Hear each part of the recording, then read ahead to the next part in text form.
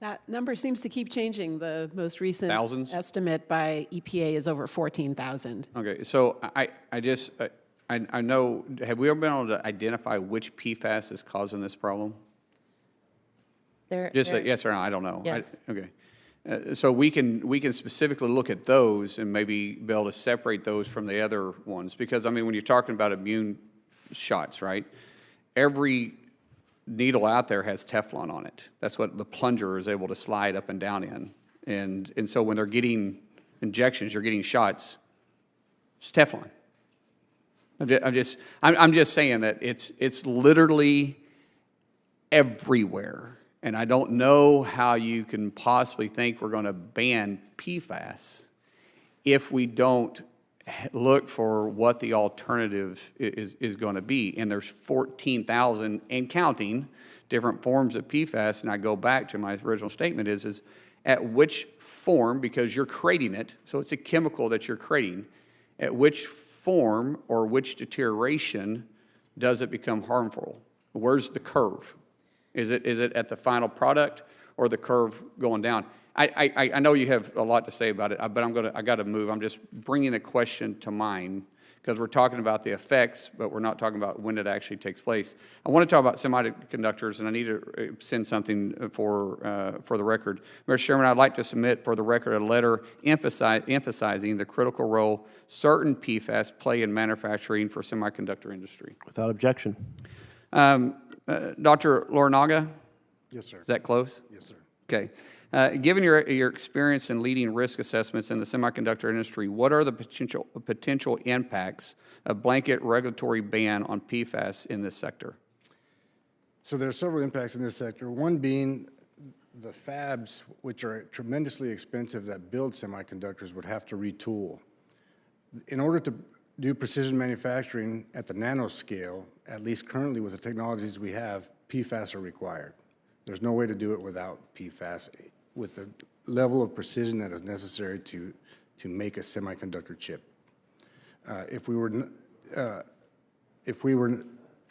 not to be able to make those semiconductor chips, a couple of things would happen. One, our chips would have to become larger. Two, they would be less efficient and less capable, as well as being less durable.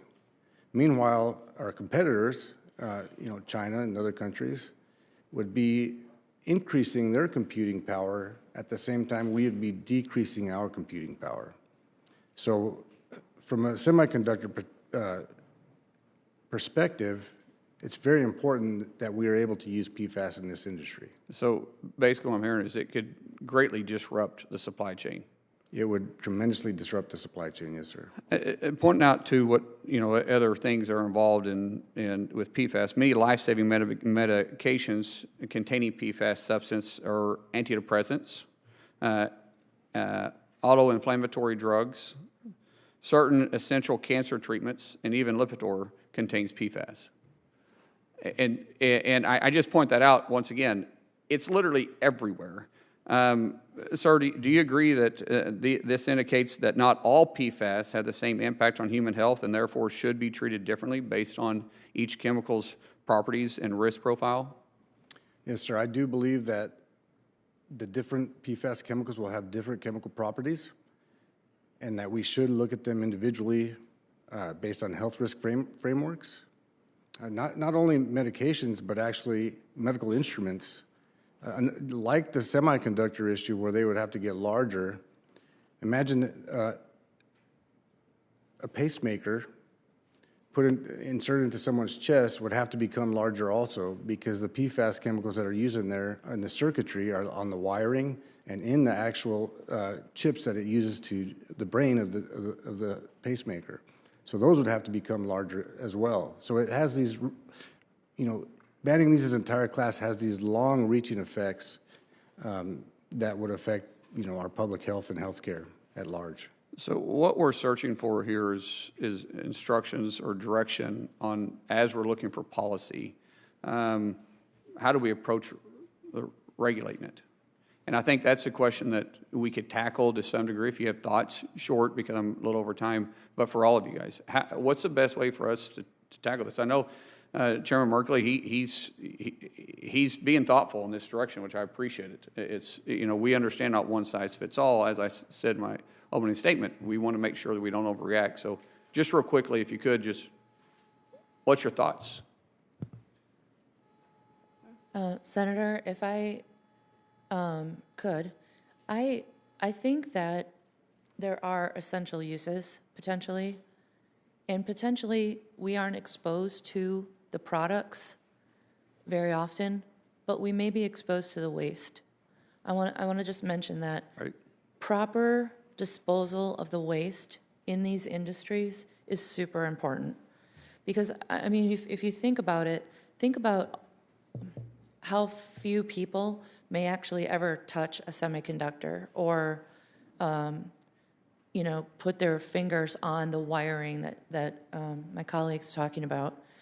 But the waste coming from the industries that make them go into water bodies, go into the air that we all breathe.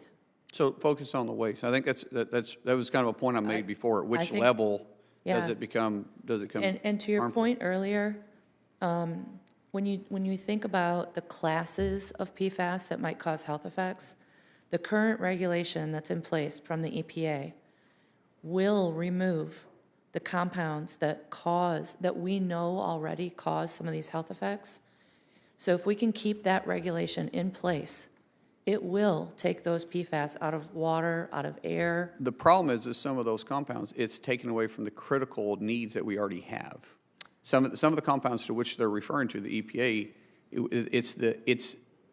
it's what is it taking out of the industry that we're using every single day that is critical of our life. And so to some degree, I do feel like the EPA, not some degree, the EPA in this direction, and I think overreacted. But do I have time to let the other ones respond too, sir? Or you're the chairman. Why don't we come back after we get Oh, sorry, I didn't. Sorry, sir. Marky, I didn't know you were here, so I'll yield back. Senator Markey. Thank you, Mr. Chairman. Thank you